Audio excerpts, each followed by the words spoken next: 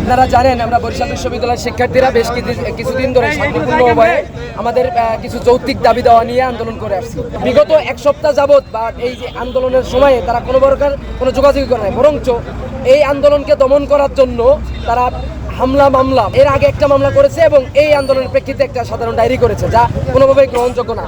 যা স্বৈরাচার হাসিনা খুনি হাসিনা যেভাবে যে পথ অবলম্বন করেছিল, আমাদের এই বরিশাল বিশ্ববিদ্যালয় এর প্রশাসন 5 আগস্ট পরবর্তী সময়ে হাসিনার অনুরূপভাবেই ওই কৌশলী অবলম্বন করছে এবং একইভাবে বরিশাল বিশ্ববিদ্যালয়কে ফ্যাসিবাদ কায়েম করার জন্য তারা এই হামলা এবং মামলা দিয়ে আমাদেরকে দমন করতে চায়। এবং এখন আমাদের দাবি, এই বরিশাল বিশ্ববিদ্যালয়ে যে প্রশাসন আছে অথর্ব প্রশাসনকে আমরা চাই না। এই বিশ্ববিদ্যালয় মৃত বলেই আমরা ঘোষণা করেছি, সুতরাং মৃত প্রশাসন আর কোনোভাবেই তারা দায়িত্ব পালন করতে পারবে না।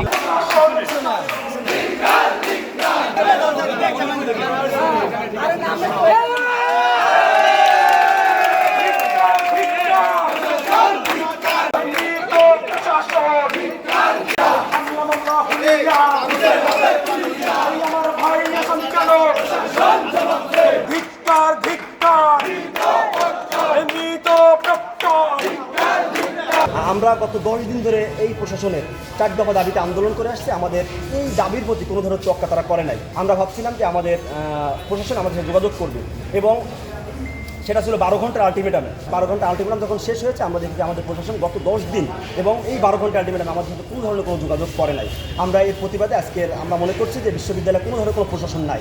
যদি প্রশাসন থাকতো তাহলে আমাদের সাথে যোগাযোগ করতো। আমরা মনে করছি তারা মৃত্যুবরণ করেছে, যার কারণে আমরা তাদের রুহের মাগফিরাত কামনা করে আমরা হচ্ছে কঠিন মিছিল করেছি এবং তাদের জানাজা দিয়েছি।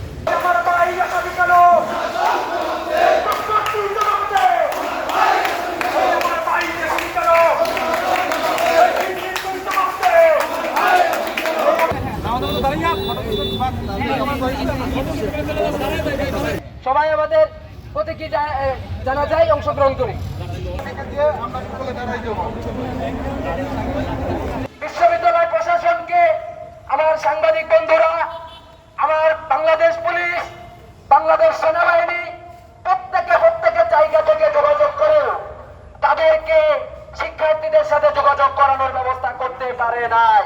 যে যৌক্তিক বিষয় নিয়ে আমরা আন্দোলন করে আসছি, সেই আন্দোলনের যৌক্তিক বিষয়গুলো আমরা আমাদের গ্রাউন্ড ফ্লোরে টানিয়ে দিব। একই সাথে আমরা মনে করিয়ে দিতে চাই জুলাই বিপ্লবের দিনগুলোর কথা, বরিশাল বিশ্ববিদ্যালয়ের শিক্ষার্থীদের অবদানের কথা।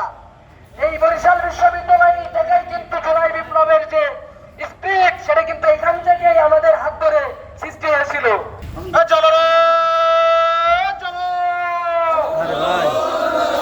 আপনারা জানেন যে বিগত কয়েকদিন ধরে এই আন্দোলনগুলো চলছিল ধাপে ধাপে। তো সেকেন্ড ধাপে যখন আন্দোলনটা চলছিল তখন আমাদের বিশ্ববিদ্যালয় প্রশাসনের পক্ষ থেকে একটি মামলা করা হয়, যেখানে আমাদের বিশ্ববিদ্যালয়ের যারা শিক্ষার্থী আছে তাদের কিন্তু ভবিষ্যৎটাকে বিভিন্নভাবে একেবারে দমিয়ে দেওয়া হয়।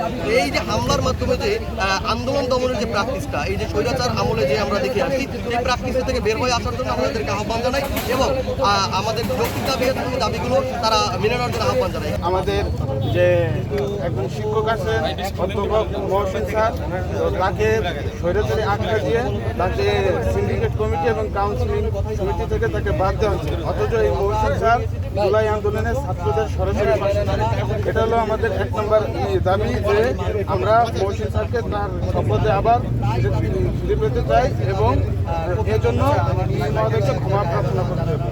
2 নম্বরে আমাদের দাবি ছিল হলো আপনাদের আজকে যে কার্যক্রম লম্পট রেজিস্ট্রার মনিরুল অলরেডি